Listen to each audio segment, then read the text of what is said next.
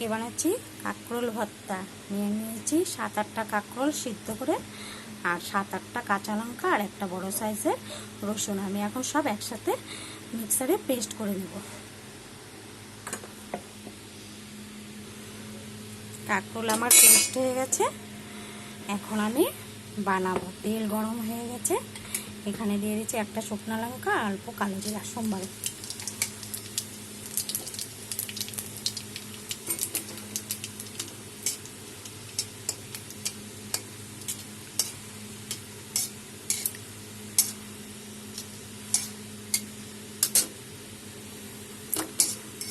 সোমবারটা হয়ে গেছে, এখন কুচি করে রাখা পেঁয়াজ দিয়ে দিলাম।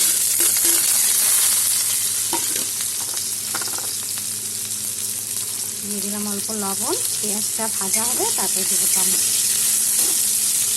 পেঁয়াজ আমার ভাজা হয়ে গেছে, এখানে বড় সাইজের একটা টমেটো কুচি করে রেখেছিলাম, এটা দিয়ে দিলাম।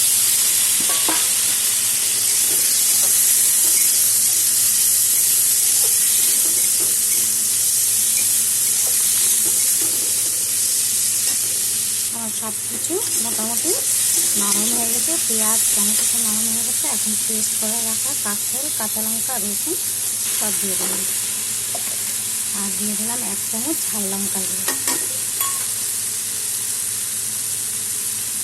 দিয়ে দিলাম হলুদ,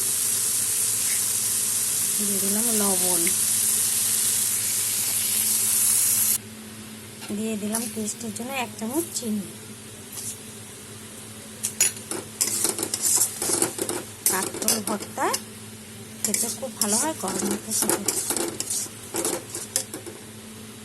আমার কাঁকরোল ভর্তা রেডি হয়ে গেছে। ভর্তা বা বাটা, অনেকে বাটা বলে, আমি বলি ভর্তা। আমার হয়ে গেছে। তোমরা এরকম করে বানাবে, বানিয়ে খেয়ে বলবে কেমন হচ্ছে। লাইক কমেন্ট শেয়ার করবে, হ্যাঁ, সাবস্ক্রাইব করে পাশে থাকবে। খেতে খুব ভালো হয়, অসাধারণ একটা রেসিপি। আমি সত্যি করে বলছি, গরম ভাতের সাথে খুব টেস্টি হয়। Thank you.